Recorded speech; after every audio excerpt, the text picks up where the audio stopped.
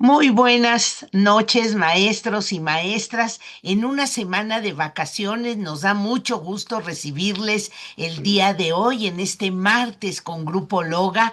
Hoy, el mes de marzo, finalizamos el tema que hemos venido trabajando durante todos estos martes, que se refiere a la construcción de paz, tan necesaria en nuestros tiempos, no solo de pensarla, sino también de activar acciones dentro de las escuelas, dentro de las instituciones, dentro de nuestros ambientes familiares, de nuestros entornos de colonia.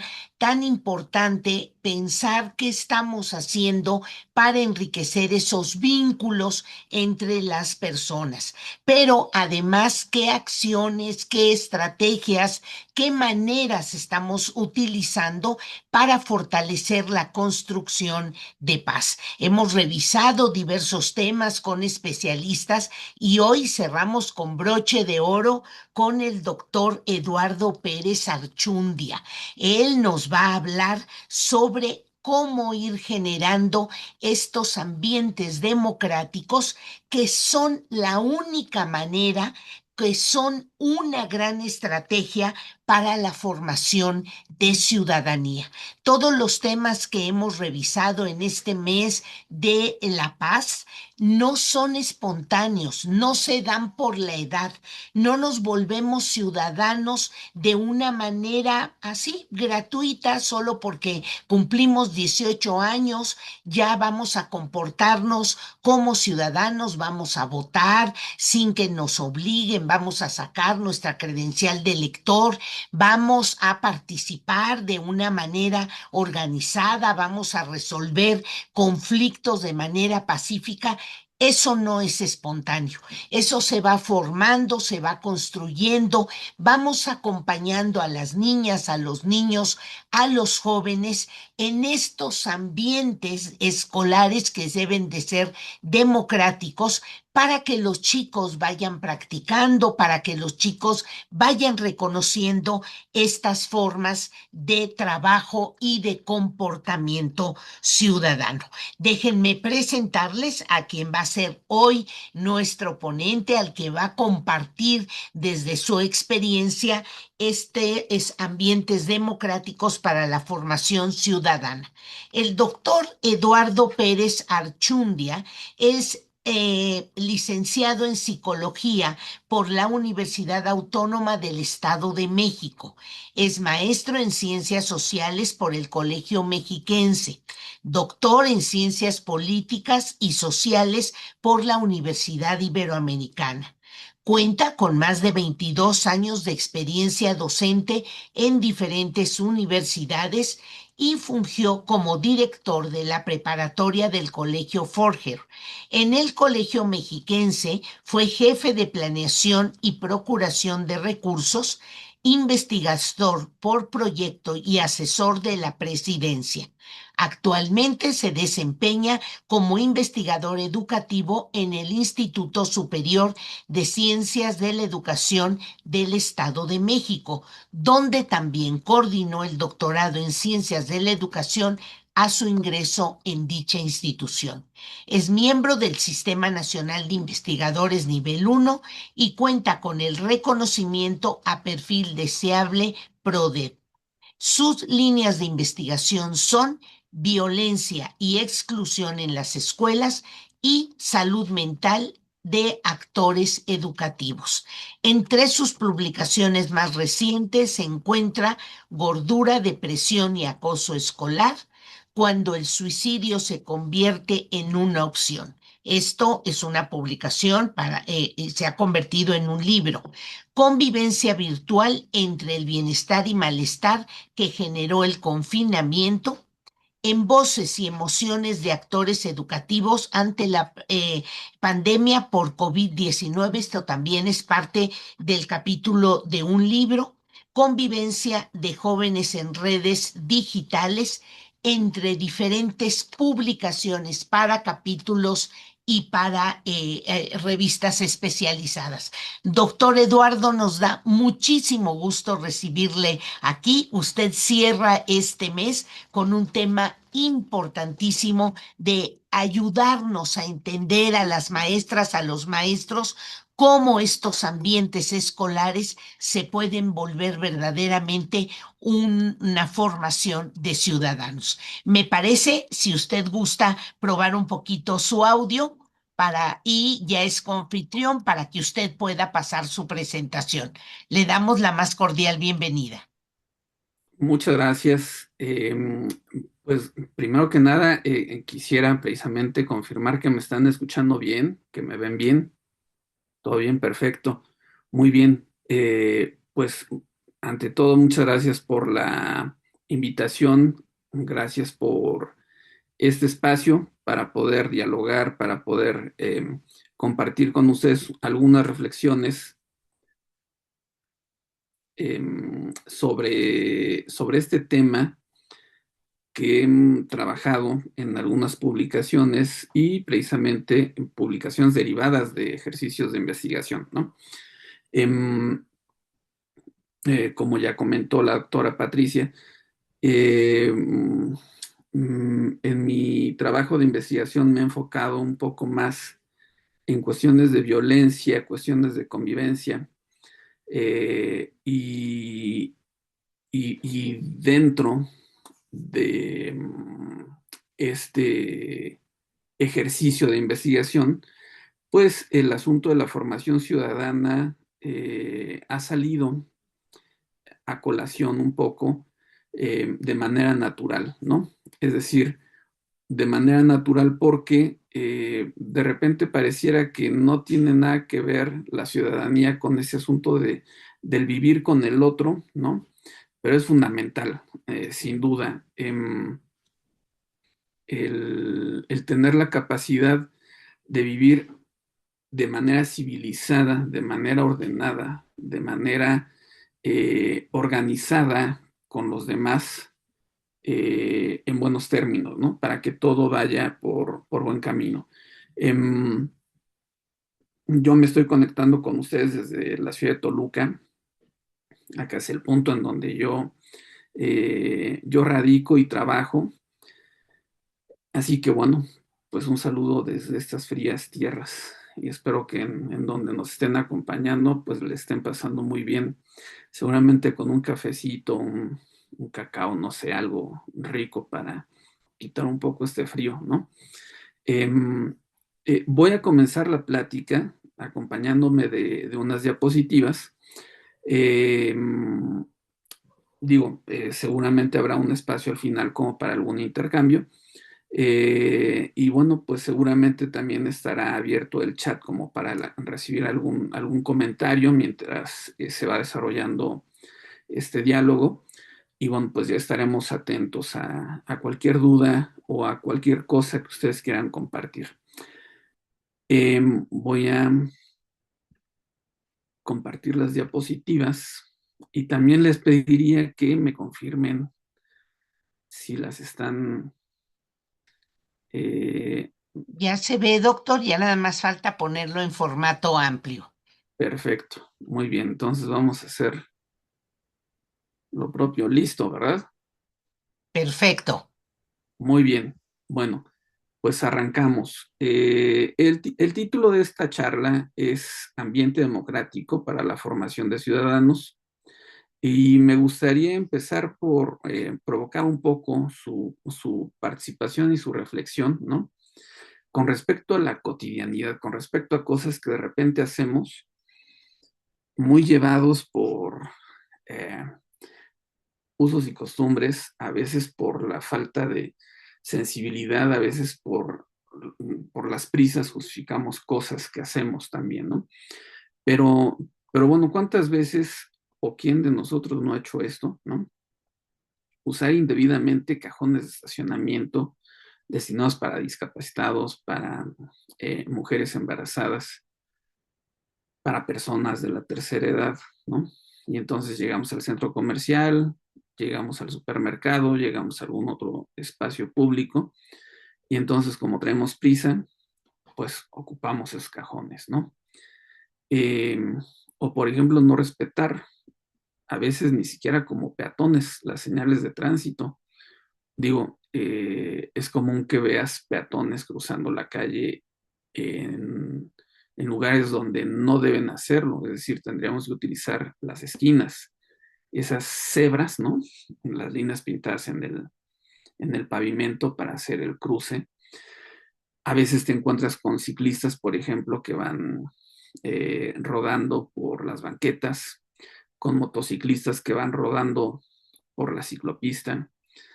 Es decir, eh, cuántas veces nos ha pasado o cuántas veces hemos observado que no se hace caso a estas señales de tránsito. Algo que también es muy común es estacionarse en doble fila o frente a rampas para sillas de ruedas o para personas con algún problema de movilidad, ¿no? Eh, es muy común, por ejemplo, precisamente cuando entran y salen los niños de las escuelas, que veas esto, ¿no? Los papás llegan con prisa, se estacionan en segunda fila y aunque tapen el paso de alguien más, de hecho, si les reclaman, si les piden que se muevan, viene la molestia, ¿no? Traigo prisa. Y entonces no importa mucho y llevan a cabo este tipo de prácticas, ¿no? Eh, no usar puentes peatonales, pese a que haya un riesgo alto. En muchas ocasiones, precisamente, se juegan la vida y a veces hay carreteras, no solo avenidas, sino que son carreteras, ¿no? De alta velocidad, me refiero a eso, ¿no? Es lo que quiero enfatizar, cuando pasan los autos a alta velocidad y de todos modos la gente está ahí cruzando a la carrera, ¿no? En lugar de caminar unos metros más para usar el puente peatonal. O simplemente tirar basura en la calle. Es decir, nos acabamos un agua, un refresco, una paleta, cualquier otra cosa que vayamos consumiendo y en lugar de guardar la basura en tu bolsa o en tu auto, sale la mano y se deposita en la calle, ¿no? Se deja ahí tirada. O, por ejemplo, colarse en una fila, de repente en el banco, a veces en el supermercado, en el cine, en las tortillas, en cualquier otro lugar. Eh, yo llevo prisa, entonces tengo que llegar temprano, ya se me hizo tarde para algo, y entonces voy y me meto en la fila porque encontré a alguien que conozco y que está más adelantito. Y entonces me pongo vivo. Quiero enfatizar esa expresión, ¿no? Me pongo vivo y me cuelo en la fila. Si se dan cuenta, esto es algo muy común en nuestro país, es algo que tal vez todos hemos hecho, ¿no? Digo, no podría universalizar, pero seguramente la gran mayoría de nosotros en algún momento hemos caído en alguna de estas linduras, ¿no? Y esto tiene que ver un poco con algo que tal vez no todos compartan, ¿no? Tal vez no todos estén de acuerdo con lo que voy a decir y se valdría no estar de acuerdo. No creo que tenga yo la razón absoluta. Eh, pero al menos sí quiero compartir cuál es mi postura en función precisamente de lo que he encontrado en las investigaciones realizadas en instituciones educativas, ¿no? Lo que he observado con niños y con jóvenes, incluso con docentes, ajá, y que a partir de esos hallazgos me atrevo a plantear estas ideas. Nuestra sociedad es violenta y reproduce precisamente una cultura violenta y en muchos casos desleal. Tenemos máximas como esas que les presento acá, el primero yo, después yo y al último yo. Si te pegan, pega. El que no tranza no avanza. Eh, Aquí agregaría otra que no está en la diapositiva, por ejemplo, como mejor que lloren en su casa que lloren en la mía. Y podemos rematar con esta cuando alguien le dice, es que eso no se debe hacer, me vale y me hace lo que el viento a Juárez, ¿no? Nunca he entendido qué le hizo el viento a Juárez, pero lo decimos, lo repetimos, ¿no? Es decir, como esta postura de no me importa, no tiene relevancia para mí, ¿sí? A mí no aplica para mí, a mí no me parece relevante. Y hay una expresión, ¿no? Una, un modismo muy mexicano, que es el gandallismo. Y esta imagen trata de representar precisamente algo que nos deja ver precisamente a qué se refiere esto de ser gandalla. Y en una ciudad como nuestra capital, es decir, como la Ciudad de México, donde hay un transporte público masivo como es el metro, podemos ver este tipo de cosas, ¿no? En horas pico, cuando abren y cierran las puertas de los vagones y cómo la gente empuja y la gente trata de entrar antes que los demás, sin importarle si eso implica que golpee a alguien más, que lastime a alguien más, que pase por encima de otro. Es decir, si alguien llegó antes que yo, pues seguramente es porque algo hizo, tuvo suerte, se levantó más temprano, se apuró en hacer las cosas, lo que haya sido, pero por alguna razón llegó antes que yo. Y en lugar de respetar ese hecho de que llegó antes que yo y que a mí me toca esperar a que él pase, no, yo quiero avanzar antes y entonces empujo, jalo, eh, no me importa respetar la presencia del otro. Y bueno, creo que la cultura mexicana, y se vale no estar de acuerdo, ¿no? Pero creo que la cultura mexicana tiene mucho que ver con esto, con el ser gandalla, ¿no? A veces hasta nos sentimos orgullosos precisamente de ser así, de ser el alevoso, de ser el que hizo las cosas de manera indebida y le salieron. Obtuvo alguna ganancia o alguna ventaja gracias a eso, gracias a ponerse vivo, ¿no? Y todo esto lo comento precisamente para contextualizar que cuando hablamos de ciudadanía y cuando hablamos de participación democrática, de repente puede aparecer un choque, ¿no? Porque en nuestra cultura no siempre hacemos clic con estas ideas, ¿no? Voy a poner un ejemplo. Hace unos años realizo con mi familia un viaje a Europa y acabamos en una ciudad en Países Bajos, se llama Putten, un lugar hermoso,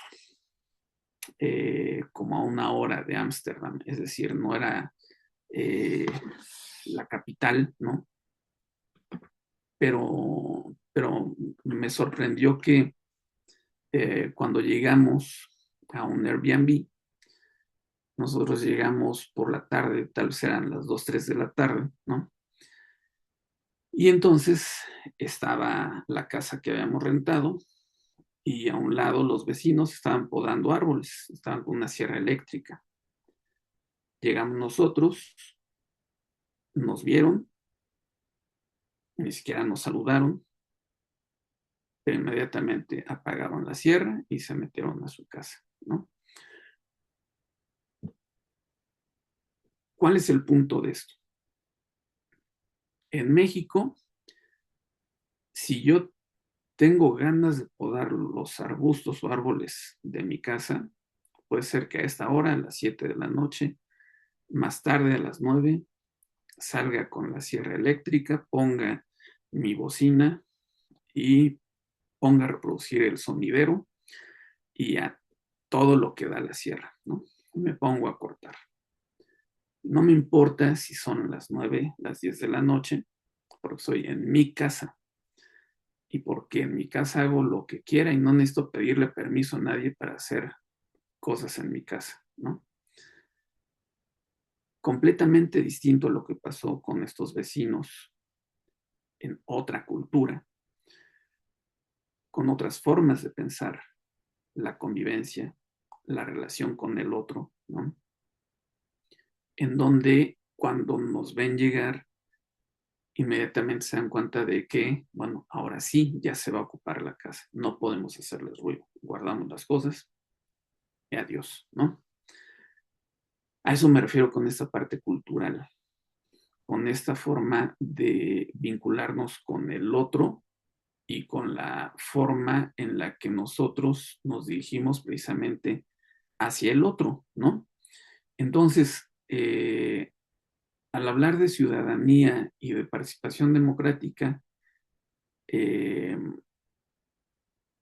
pues primero debemos ser conscientes de que no necesariamente nos va a hacer mucho sentido lo que se hable, ¿no? Y la otra es que vamos a estar en una relación como de qué fue primero el huevo o la gallina, es decir, tenemos que formar ciudadanos para que participen democráticamente o mediante la participación democrática vamos a poder formar al ciudadano, ¿no? Y aquí el asunto es que es una relación bidireccional, este asunto de la ciudadanía y la democracia, ¿no? Porque no puede haber ciudadanos si no hay democracia, y no puede haber democracia si no existe el ciudadano, ¿no? Si nos remontamos un poco a la historia de los clásicos, recordarán seguramente que en esa cultura griega el ciudadano era pues aquel que tenía voz y voto, ¿no? Es decir, aquel que era primero hombre, segundo, el que tenía capacidad precisamente para hablar de manera pública, es decir, eh, tenía libertad, no podía ser un esclavo, un artesano, ¿no? Debía tener cierta posición en ese sistema social y eso le permitía precisamente relacionarse como un ciudadano ante los demás, ¿no? Y entonces la idea de democracia pues estaba muy limitada a comparación de lo que actualmente entendemos precisamente por democracia, ¿no? Eh, si nos quedamos con estas ideas de antaño, vamos a ver que la forma en la que vamos a concebir las cosas va a ser muy limitada. Entonces, lo primero que tenemos que hacer es un breve repaso, precisamente por esa parte conceptual, esas nociones teóricas que nos permitan entender precisamente de qué hablamos sobre cuando referimos ciudadanía y cuando referimos participación democrática. Entonces, por ahí vamos a empezar. Primero que nada, vamos a hablar de qué es la formación ciudadana. Y eso tiene que ver con la formación de seres con valores sociales y humanos que despliegan un sentido comunitario, ojo con eso, sentido comunitario impregnado de principios fundamentales de interacción social como son la participación democrática, el bienestar común y el Estado de Derecho. Me voy a centrar en estos tres elementos. No es lo único, eh, pero son tres elementos, tres componentes fundamentales de una sociedad moderna y de una sociedad civilizada. Entonces, si hablamos de formar ciudadanos, hablamos de formar seres con ese sentido comunitario, es decir, que sean capaces de ubicarse como miembros de una sociedad eh, que comparte ciertas normas, ciertas leyes, ciertos intereses, ciertos principios, ciertos valores, es decir, se comparte. No vivimos de manera individual, no vivimos por nuestra cuenta, no vamos solamente pensando en nosotros y los otros no son un mero adorno, un mero complemento de nuestro escenario, de nuestra existencia. Son personas que tienen el mismo valor que yo y que pues existen al igual que yo, es decir, somos iguales, ¿no? Si nos enfocamos en estos tres elementos, podremos dar un paso enorme en cuanto a la formación ciudadana, ¿no? Lamentablemente en nuestro país, a diferencia de otros lugares como en Europa, ¿no? En donde desde hace mucho tiempo se viene trabajando precisamente la formación ciudadana en las escuelas. Eh, Aquí en México no se ha dado esa relevancia.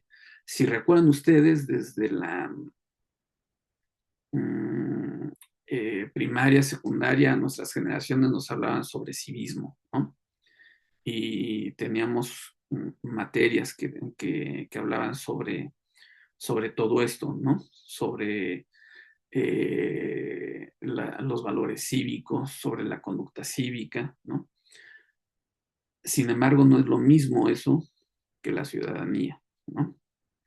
El enfoque es diferente porque cuando hablamos de ciudadanía ya incluso tenemos que pensar en un sentido global, es decir, asumirnos como habitantes de un espacio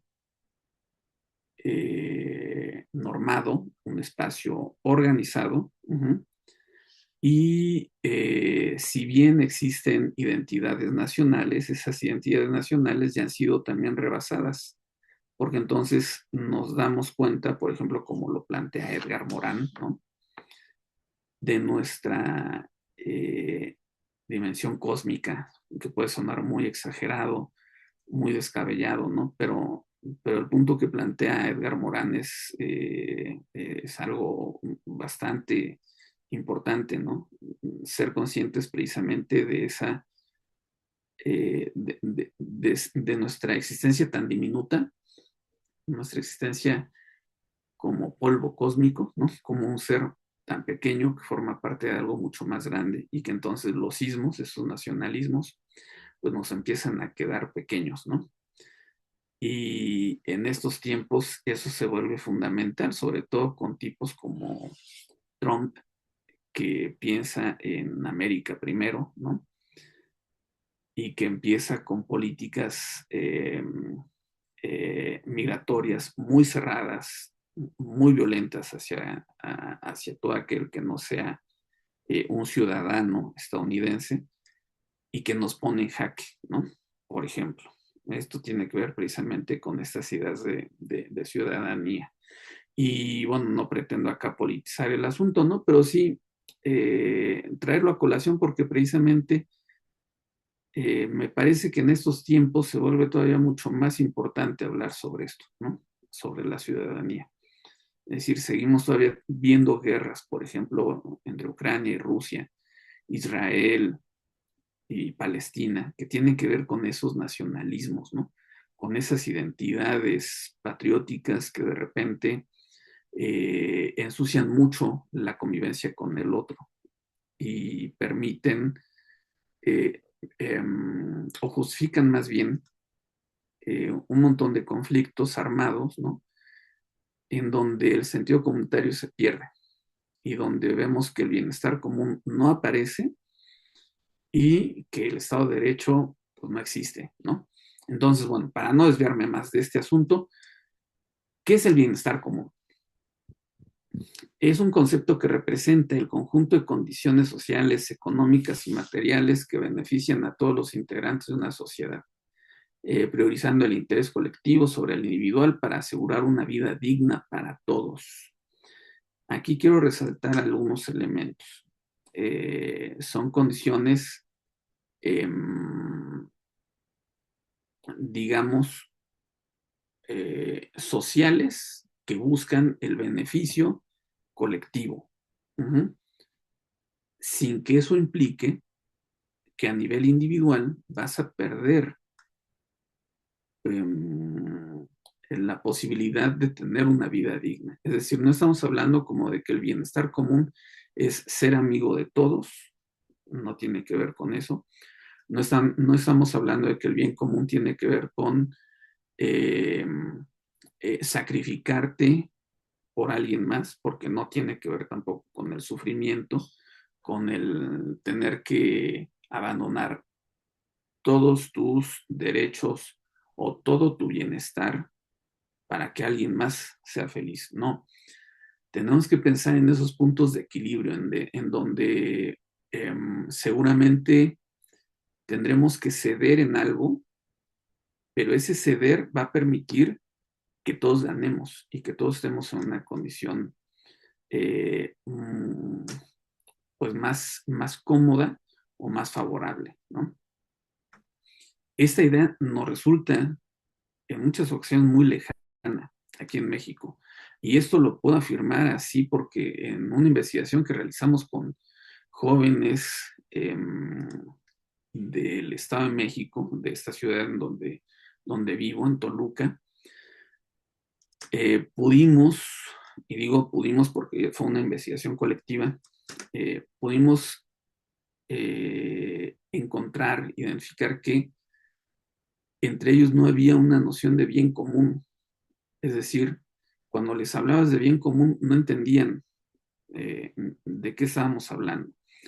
Y cuando se les explicaba en qué consiste el bien común, les parecía algo poco relevante, porque era precisamente una postura mucho más egoísta, más individualista, la que ellos defendían, ¿no? Y entonces pensar, por ejemplo, en que vamos a organizarnos para que en el momento en el que toque hacer, por ejemplo, una actividad por equipos, un trabajo por equipos, un trabajo académico estamos hablando, ¿no? Que todos participen, que todos tengan una asignación y que eso permita alcanzar el objetivo eh, con un trabajo digno, con un trabajo de calidad y que favorezca a todos. El plantear esta idea resultaba como un asunto de, ay, sí, qué utópico, ¿no? Qué idealista, porque partían de la idea de hay que buscar cómo le hacemos para simular yo como que trabajo, yo como que participo, yo como que hago el engargolado, la impresión, en fin, pero yo quiero ahorrar mi trabajo y vamos a ver a quién se lo encargamos, ¿no? Vamos a ver a quién le cargamos la mano con tal de que yo tenga más tiempo libre. Es decir, en cuestiones tan simples, el bien común pareciera que no representa algo relevante. Y esto tiene que ver con la falta de empatía. Yo sé que la empatía como noción conceptual de repente también parece algo muy idealizado o algo muy romántico, ¿no? Como que esto de ser empático y ponerse en los zapatos del otro, eh, pareciera algo más como de la literatura de desarrollo personal o algo muy de Miguel Ángel Cornejo o de Cuauhtémoc Sánchez, ¿no? Como de vamos a superarnos como personas. Pero no, es un concepto que tiene que ver con una cuestión más de fondo y tiene que ver con cuestiones filosóficas sobre ser sensible ante la existencia del otro y reconocernos en el otro y poder en esa medida tratar al otro precisamente como un igual. Si yo no reconozco al otro, no lo voy a poder tratar como un ser, como un ser que merece respeto, un ser que tiene sus propios problemas, sus propias necesidades, sus propias ambiciones y que merece ser atendido tanto como yo, ser escuchado tanto como yo. Eh, Al no ser empáticos, al no ser una sociedad empática, al no promover estas cuestiones, a veces ni siquiera en la casa, mucho menos en las escuelas, pues obviamente hablar de bien común resulta bastante loco, ¿no? Y bastante difícil de eh, concientizar y sensibilizar entre niños y jóvenes, ¿no? Si pasamos a otra noción que es la de Estado de Derecho, esto tiene que ver con un principio de gobernanza, ¿no? Un principio en el que veremos que todas las personas, pero incluso hasta las instituciones y el Estado, se someten a leyes promulgadas públicamente que aplican por igual y con independencia del apellido, del nombre, de la alcurnia, del físico, de la capacidad económica. Es decir, el Estado de Derecho se refiere precisamente a ese piso parejo, a esas normas claras, a esas leyes claras que tienen que aplicar para todos, ¿no? Nuevamente aquí vemos en este trabajo con jóvenes que esto parecía como un asunto muy utópico y pues de repente uno lo entiende, ¿no? Cuando les dices a los jóvenes que existe un Estado de Derecho y que las leyes deben funcionar de esta manera, ¿no? Lo primero que te hablan es, bueno, pero pues México es un país muy corrupto, ¿no? Y aquí la impunidad es el pan de cada día. Y entonces, ¿para qué hacerle caso a las leyes si las leyes nadie las cumple, ¿no? Y nuevamente te topas con pared al tratar de promover una ciudadanía, de formar ciudadanos cuando los propios jóvenes voltean a su alrededor, miran su entorno y dicen, esto no funciona así. Es decir, tenemos que reconocer que México tiene problemas severos de corrupción. Sin embargo, eh, bueno, al final haremos alguna reflexión sobre esto, ¿no? Sobre cómo podríamos trabajar un poco estos asuntos con los jóvenes, con los niños, precisamente para ir generando sentidos distintos, ideas diferentes, procederes distintos, ¿no? Pero reconocer que precisamente ante el daño del bien común no existen consecuencias. Es decir, si no hay respeto por las leyes, si no hay respeto hacia el bien común y veo que a la gente no le pasa nada, pues empieza a generar la idea de qué caso tiene, ¿no? O sea, ¿para qué me porto bien? ¿Para qué hago caso? Si los que salen favorecidos son precisamente los que no se portan bien y los que no hacen caso, ¿no? Tenemos que luchar o tenemos que caminar contra eso, ¿no? Cuando hablamos de formar seres humanos. Y por último, en estos tres componentes que había dicho que eran en los que me iba a centrar, está el asunto de la participación democrática, que es uno de los ejes centrales precisamente de la charla. ¿Y esto a qué se refiere? Pues al derecho y la capacidad de la ciudadanía para influir directamente en la toma de decisiones públicas. Pero eso tiene que ver no solamente con el voto, porque de repente pensamos que la participación democrática se lleva a cabo cada 6 años cuando voto, o a veces cada 3, dependiendo de las elecciones locales, ¿no? Pero pareciera que para muchos el asunto se reduce precisamente al ejercicio del voto, ¿no? Y que cumples con tus obligaciones ciudadanas cada que hay elecciones, asistiendo a la urna y ya hice lo que me tocaba, ¿no?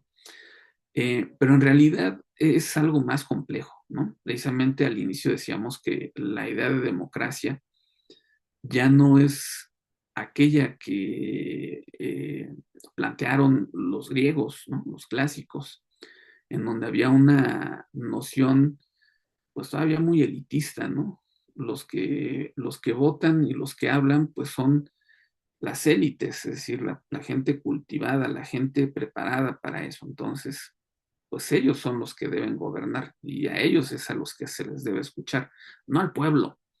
Este asunto de que las decisiones están en el pueblo, pues es algo que surge con la modernidad, no es algo que haya surgido desde los inicios de la civilización, ¿no?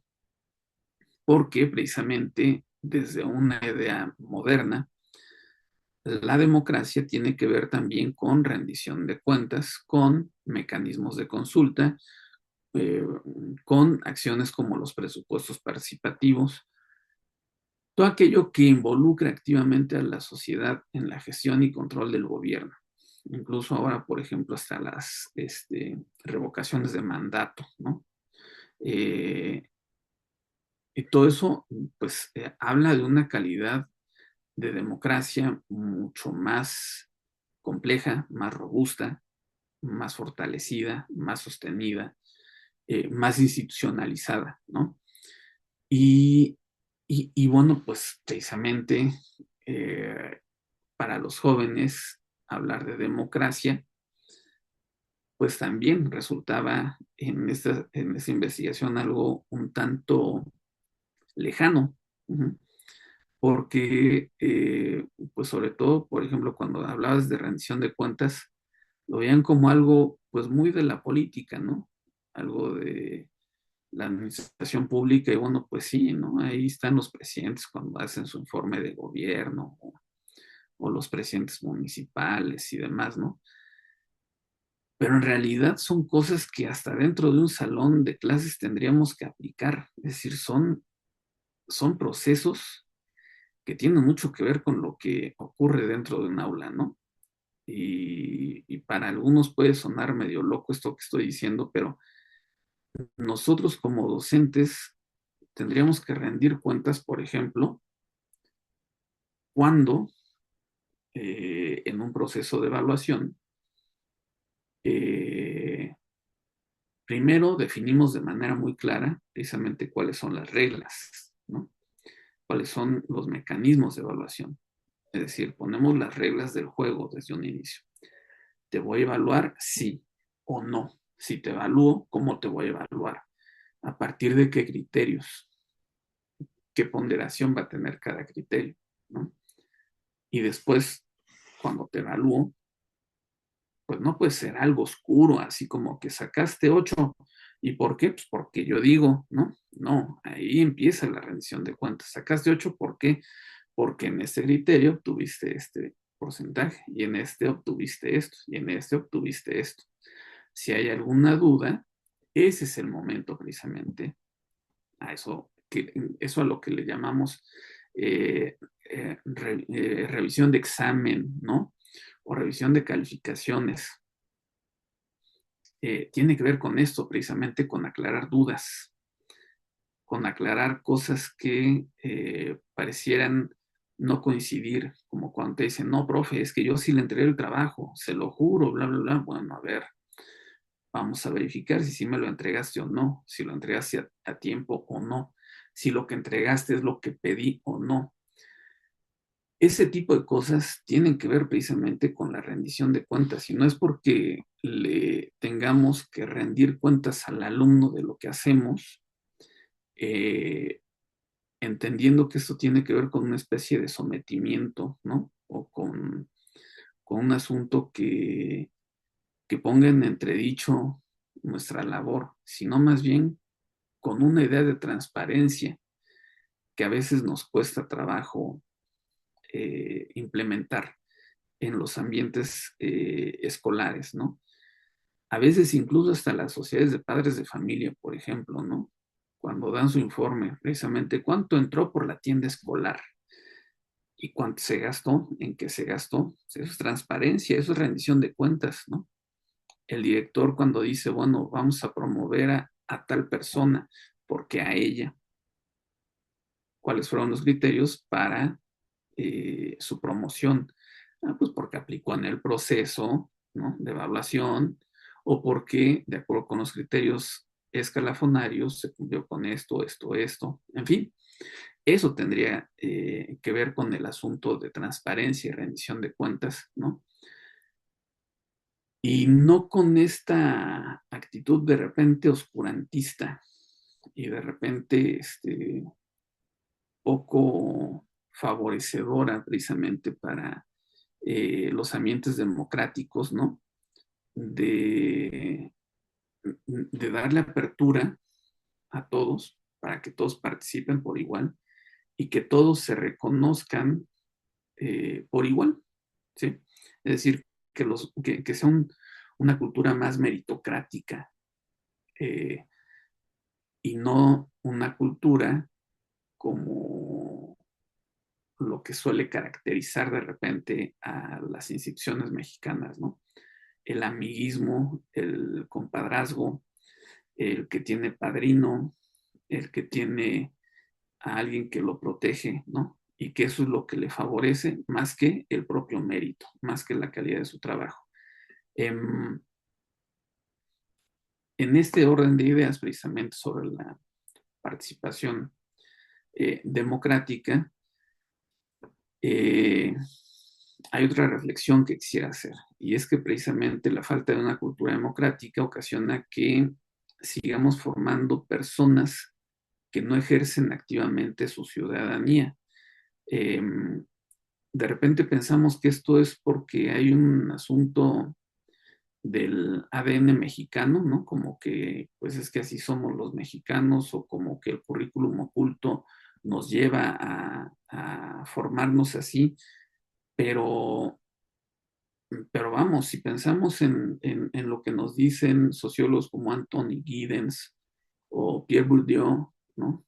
Eh, sobre esta agencia del sujeto, sobre esta capacidad de reflexión crítica, esta capacidad para verte a ti mismo, para volver la mirada hacia ti mismo, eh, tendríamos que pensar que como agentes sociales nos podemos construir, deconstruir, reconstruir, y entonces en ese sentido también reconstruir la cultura. Es decir, no somos agentes pasivos que tengan que replicar como meras marionetas los usos y costumbres que existen en una institución, ¿no?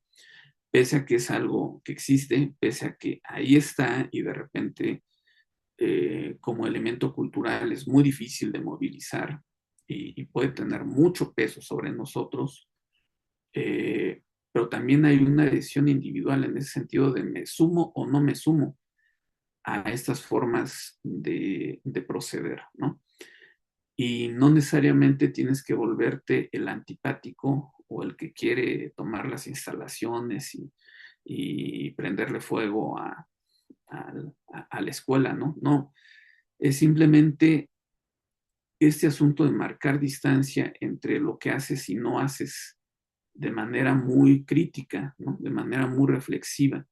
Si lo hago es porque asumo lo que implica hacerlo.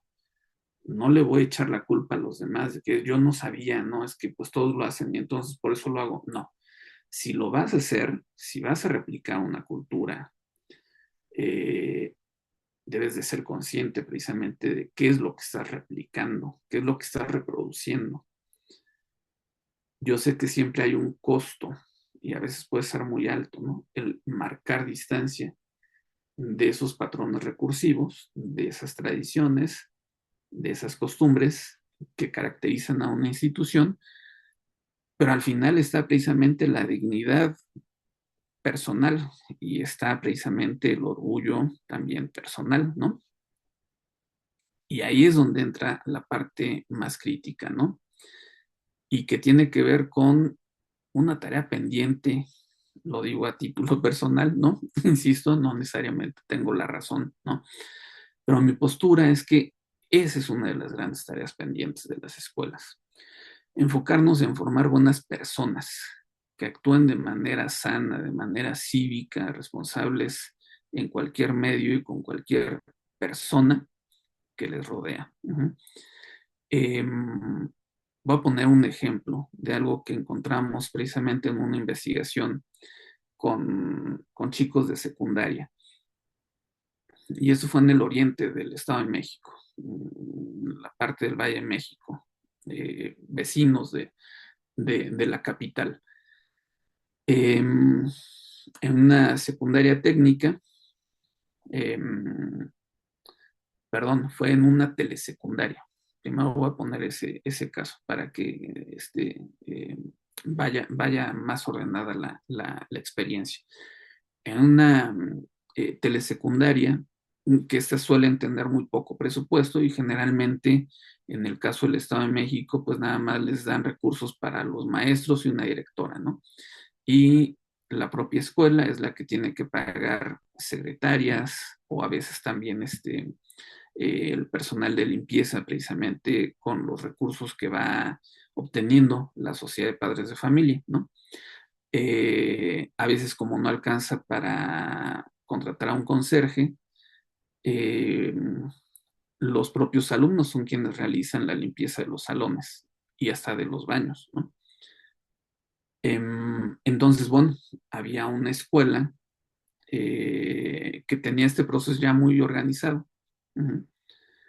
Y los alumnos participaban, pues ya sin mayor complicación, en barrer los salones, barrer el patio, se iban rolando las tareas, ¿no? Y ya, no les pesaba. Desde luego, cuando entraban en primer año, pues los nuevos, sí era así como yo, ¿por qué no? Pues ni en mi casa me ponen a hacer eso. Yo soy machín, a mí yo no tengo por qué agarrar una escoba, ¿no? Pero bueno, veían que la cultura era así en la escuela y pues ya no les quedaba otra más que sumarse y terminaban asumiéndolo sin mayor complicación, ¿no? Eh, y entonces, en una secundaria, ahora sí, una secundaria técnica, intentaron hacer eso porque la directora venía precisamente de una telesecundaria en donde se seguía una dinámica similar. Y bueno, fue una revolución porque los padres de familia se quejaron cómo mi hijo va a estar barriendo el salón, ¿no? Pues si él no es el conserje, o sea, es una labor indigna. ¿Cómo ofenden a mi hijo poniendo a barrer, ¿no? Esto tiene que ver precisamente con un asunto de ciudadanía, es decir, ¿quién ensucia el salón? Nosotros. ¿Qué nos quita barrer el salón o recoger la basura? Nada. ¿Nos hace menos? No. ¿Es menos el que barre? No. Pero en nuestra cultura, en nuestra forma de pensar, se marcan esas diferencias, ¿no? Yo no soy el barrendero, yo no soy la criada, yo no soy el gato. Y entonces, como yo le pago a alguien para que barra, por eso tiro la basura donde se me da la gana. Y para eso está él, para eso le pago, ¿no? Vean cómo en una labor cotidiana como docentes podríamos sensibilizar con respecto a estas cosas, ¿no? Y no tiene que ver con dedicar un taller completo de 8 horas, no tiene que ver con contratar a un super conferencista que les hable sobre estos conceptos, no. Simplemente es tomarte 10, 15 minutos de tu clase para hacer una reflexión sobre esto, ¿no? Sobre lo que implica la limpieza, sobre lo que implica barrer, sobre quién es quien barre, quién es quien ensucia. Es decir, este tipo de reflexiones bien las podemos hacer en las aulas y empezar a promover precisamente una ciudadanía más activa, no elitista como la que somos, no clasista, porque de repente nos encontramos precisamente a los lords y a las ladies por esto, porque partimos de ideas muy nocivas sobre cómo tratar al otro, quién es el otro. Y entonces ahí tienes a una Lady Pepitas que dice yo sí estudié, ¿no? A ti te sacaron de vender pepitas. Bueno, vean cómo existe una idea de yo estudio, soy superior a ti. y bueno, en realidad somos superiores al otro. Es decir, yo estudié un doctorado y entonces soy superior al que estudió una maestría y el que estudió la maestría superior al que estudió la licenciatura y así nos vamos en escalerita. O somos seres humanos todos y valemos lo mismo, simplemente unos leímos más que otros y ya, ¿no? O bueno, pues a lo mejor yo soy el profe, pero no significa que sea menos que el director o que sea más que el conserje o que la secretaria, ¿no?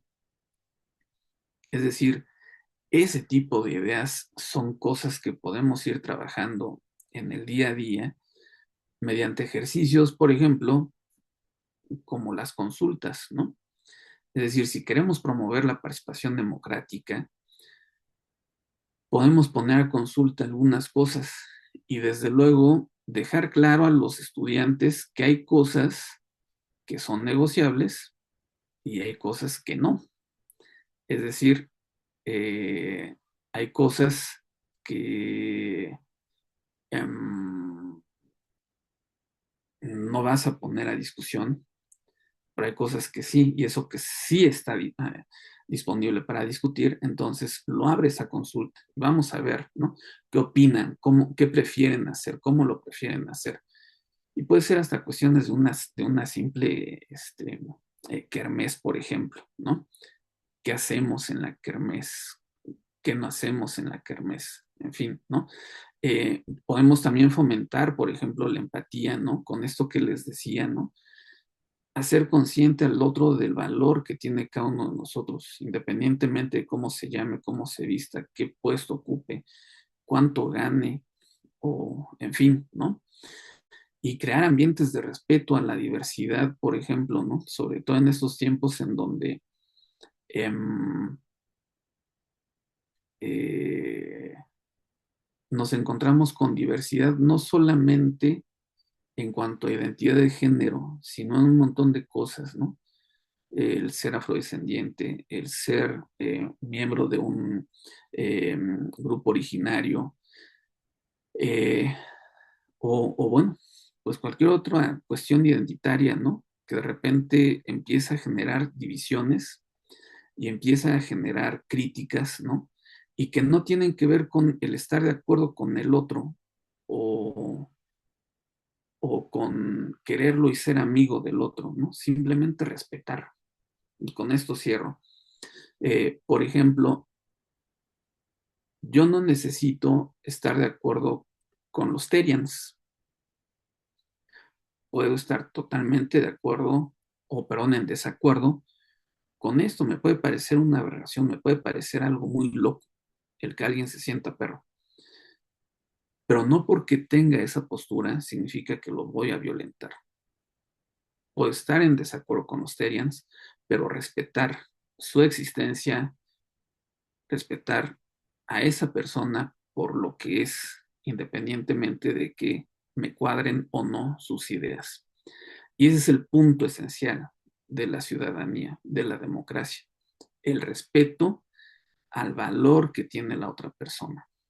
Ya habrá momentos para discutir, para debatir sobre el tema, pero independientemente de eso, no se justifica que haya una agresión, que haya una descalificación, que se sobaje a alguien, ¿no?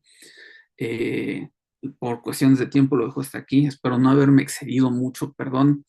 Pero bueno, estoy atento por si aún hay tiempo o hay algún comentario, en fin. Muchas gracias.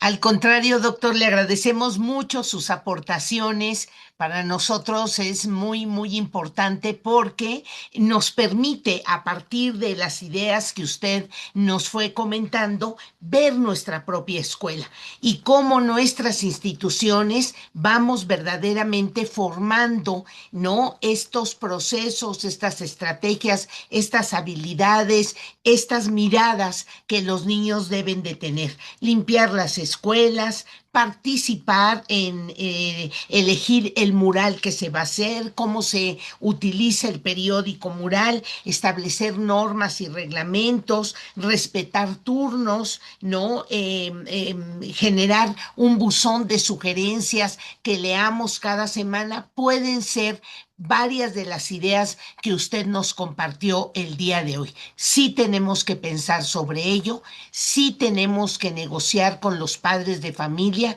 sí tenemos que hacer una comunidad entre padres, alumnos, maestros, directivos y personal de apoyo en nuestras escuelas con el objeto de que todos vayamos orientados hacia las mismas actividades. Maestros y maestras, les agradecemos mucho que hoy en periodo vacacional verdaderamente ustedes estén presentes. Al doctor Eduardo que nos haya donado este tiempo también en su periodo vacacional, pero la reflexión educativa no se detiene, por lo que los esperamos el próximo martes ya con el tema del mes de abril que vamos a destinar a la inteligencia artificial. No omito mencionarle, doctor, que estuvieron presentes profesores de Oaxaca, de la Ciudad de México y del Estado de México, los que aquí nos compartieron desde donde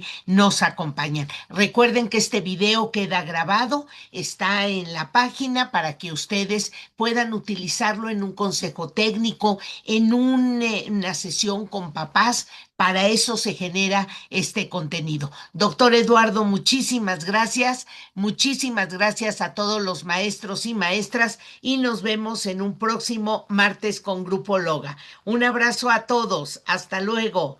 Gracias, felices Luego, saludos. días de descanso. Un abrazo. Gracias. Bye. Bye.